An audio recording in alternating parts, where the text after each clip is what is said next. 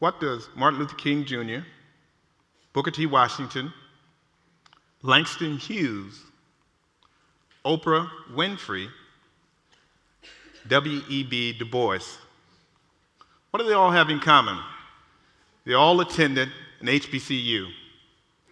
At the age of 18, I left a small town in rural North Carolina to attend a college that was part of a category called Historically Black Colleges and Universities, or HBCUs. The higher education system in the United States is the best, and it's the most diverse in the entire world.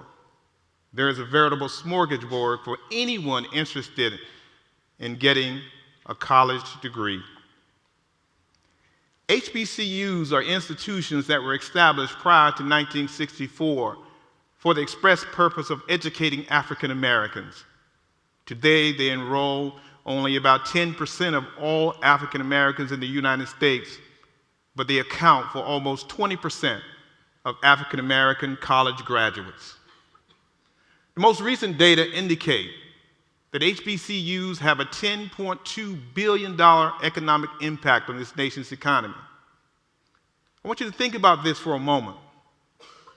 More than 50% of this nation's black public school teachers and 70% of this nation's black dentists are products of HBCUs. Historically, these institutions have admitted students of all races, and now almost 40% are other than African American. These institutions are now some of the most diverse in this country.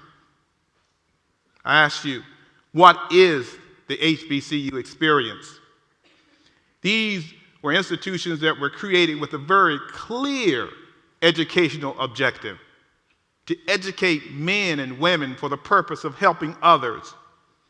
The educational ethos included, among other things, that an education not oriented towards service and justice was incomplete.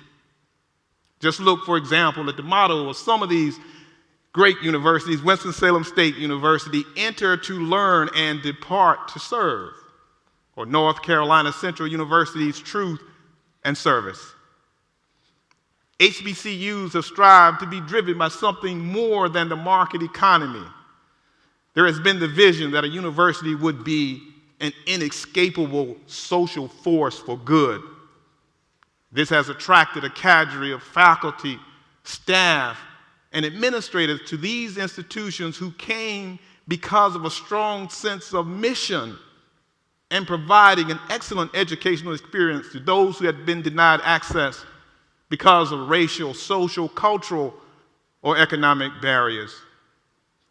They have been driven by the fundamental belief that all of our citizens should have access to a higher education if they so desired.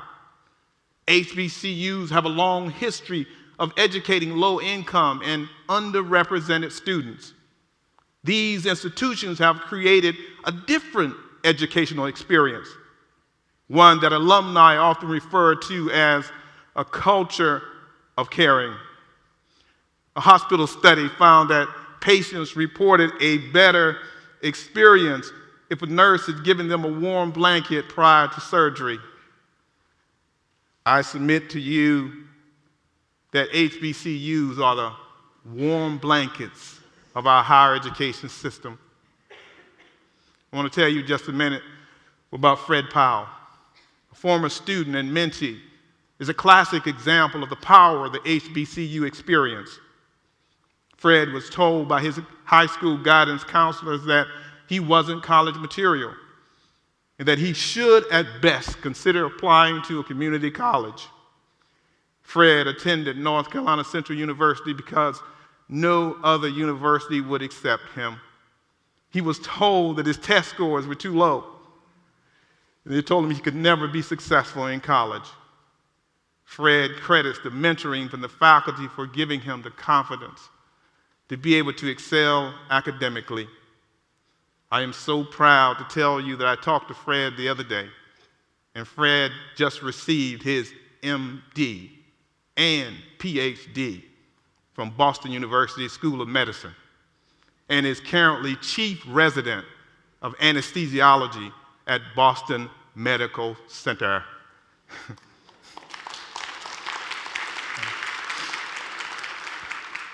Creating a high-touch environment and a commitment to mentoring students is so much a part of the HBCU experience. The approach has always been one of focusing in on strengths, objecting to those who would use labels of deficit, disadvantage, and at risk. There are thousands of Fred Powells out there, students all across this country, achieving students from low-income families who desperately want to earn a four-year degree. Many never actually set foot on a college campus because of social cultural factors, which include family obligations or simply just getting tripped up by those complicated FAFSA forms. Many are overwhelmed because they don't want to or don't know how to ask for help. Things spiral out of control, and before they know that, they're back at home resentful, demoralized, and oftentimes in debt. They had no one at that institution to give them a warm blanket. Okay, so far so good, guys. You had the test. Let's recap. What is the HBCU experience? A culture of caring, preparing students for a life of service with an education towards social justice, a high-touch educational environment, admissions policies centered on providing access to those who had traditionally been denied. I like it. Great. Where do we go from here? What's next for HBCUs? The high-touch, caring environment provides the perfect platform for moving into a space of innovation, creativity, and design thinking in the mold of George Washington Carver, an HBCU professor and one of the greatest scientists of all time. It was a strong sense of purpose and focused mission of creating a better world that was the driving force behind Dr. Carver's work. We must today begin to prepare and develop students who are embracing the velocity of change and helping us find ways and quickly adapting to it. Most of us would prefer to live in a world where there are clear rules about what predicts success in our lives and in business. The rapid change in technology and the disruptive forces in higher education have punctured that myth. Yet that doesn't mean that models of inspiration don't exist.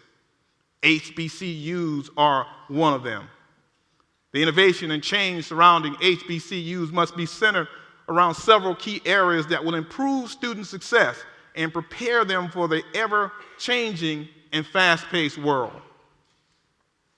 The design of a new curriculum that includes competency-based education. Higher education must transform itself rapidly to this global, digital, technology-driven, and knowledge-based world. The next disruption in higher education will be competency-based education. What you can do will be more important than your degree. A new faculty and academic business model. As disruption has swept through most of higher education, the faculty model in traditional institutions has remained unchanged for the past 100 years. Yet the tension between full-time and adjunct faculty represents a threat, but yet a challenge for us to create new faculty models for the future. Creating living and learning centers that are embedded in cultural and historical relevance. The changing demographics in the United States will require universities to create a physical presence that will clearly demonstrate that they support and uplift diversity. Then new pedagogical approaches for underserved populations. What are the cognitive, social, emotional challenges of students who are members of these groups? We must invest in new technologies that will allow us to understand learning styles and design courses to improve learning and student outcomes for underserved groups. A comprehensive program for the growing adult learner student. Non-traditional students are the fastest growing population, and they will demand, and there is a need that we develop programs that are hybrid, online, and fast-tracked. New wave is coming, and we must prepare for that. They will demand that from us. And lastly, we must create new and meaningful partnerships with our alumni, with local businesses, communities, government, and private industry. What we want to do is hopefully get businesses to incentivize degree completion by sharing with tuition and creating professional development dollars that will allow an individual to reduce the personal cost of obtaining a college degree.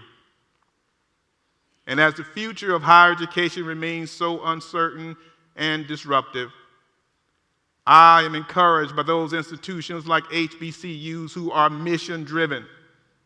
During the past 20 years, the higher education system in this country has become increasingly more stratified. Most students from upper-class families do well, while those students from middle and low-income families struggle to get into college and struggle to complete their degrees. And it is hard for me to imagine how this nation can regain its global competitiveness or improve its economic mobility without HBCUs who are committed to reversing this disturbing trend. A large part of the solution lies in the core of the HBCU experience. To take large numbers of highly motivated middle and lower socioeconomic students and give them the tools to become successful professionals. Thank you.